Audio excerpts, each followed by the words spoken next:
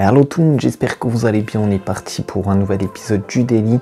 Aujourd'hui, jour de match. Donc voilà, on a l'équipe de France qui joue contre l'Islande à 20h45. Souvenez-vous bien, 20h45 sur M6. Donc voilà, on va en parler un petit peu. Et puis voilà, on va revenir tranquillement sur toute l'actualité du dimanche qui a été assez chargée. Donc on perd pas plus de temps comme d'habitude. On commence directement.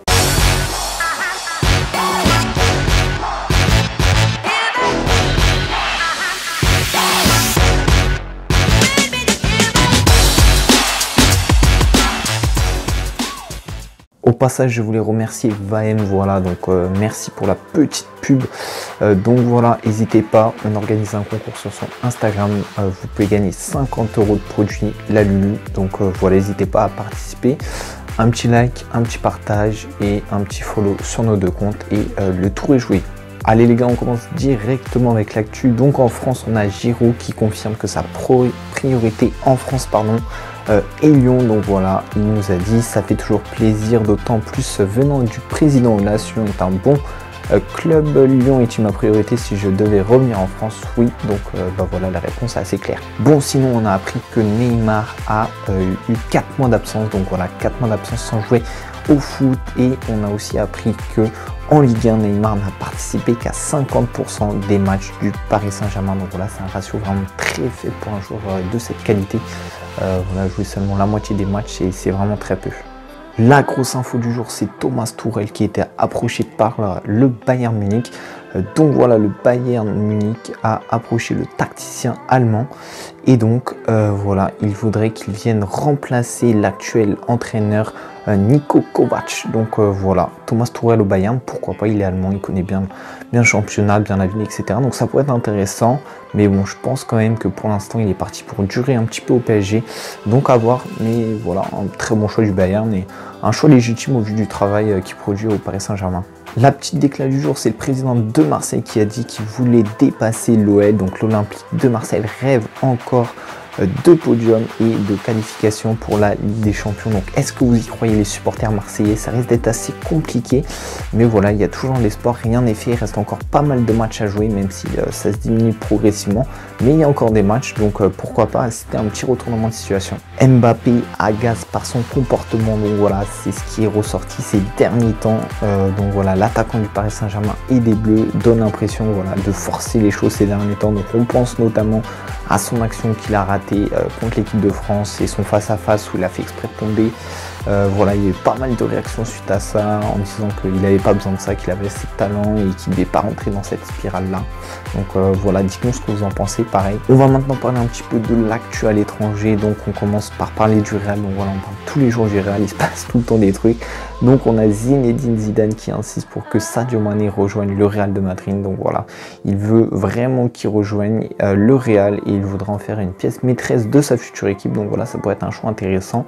On sait que Sadio Mané est très rapide, très à l'aise techniquement, etc. Donc ça pourrait vraiment être un plus pour le Real. On a une nouvelle pépite brésilienne. Donc voilà, il s'appelle Lucas Paqueta. Donc voilà, c'est une nouvelle star du Brésil. Il a marqué face au Panama en amical avec le Brésil. Et donc voilà, il pourrait bien devenir dans la Seleção un nouveau meneur d'hommes. Donc voilà, la nouvelle pépite du Brésil, c'est Lucas Paqueta. Donc on risque d'en entendre parler d'ici les prochaines années.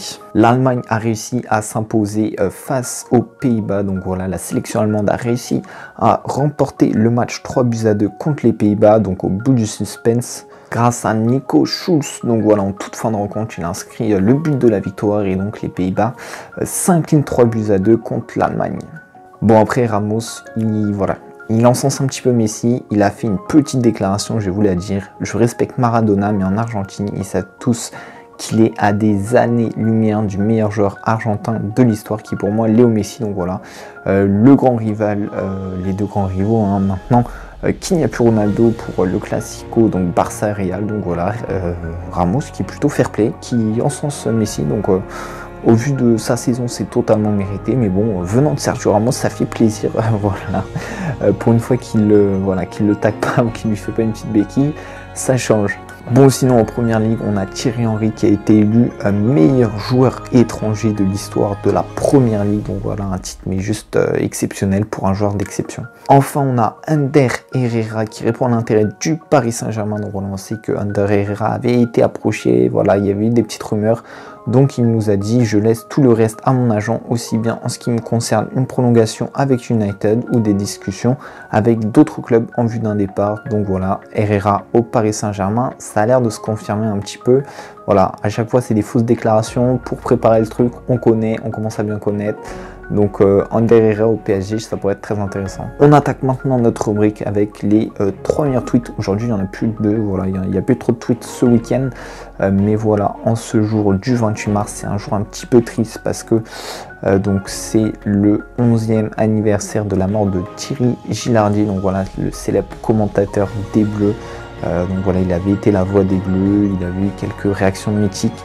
Et donc voilà, aujourd'hui c'est son 11e anniversaire, donc grosse pensée à lui. Et voilà, on espère qu'il est bien là où il est.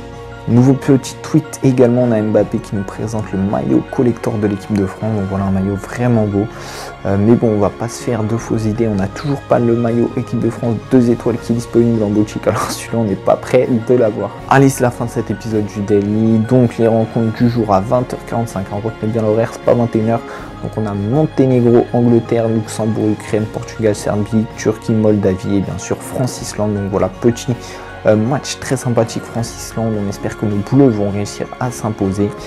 Petit prono, alors voilà, je pronostique un petit score de 3-1 pour la France. On verra si c'est passé demain ou pas. En tout cas, voilà, j'espère que vous avez kiffé cet épisode voilà, du Daily. Encore un nouveau, on enchaîne. J'espère que vous kiffez toujours autant cette série. N'hésitez pas à lâcher un petit like, n'hésitez pas à vous abonner si ce n'est pas déjà fait. Moi, je vous dis à très vite, à demain pour un nouvel épisode. Allez, ciao, ciao.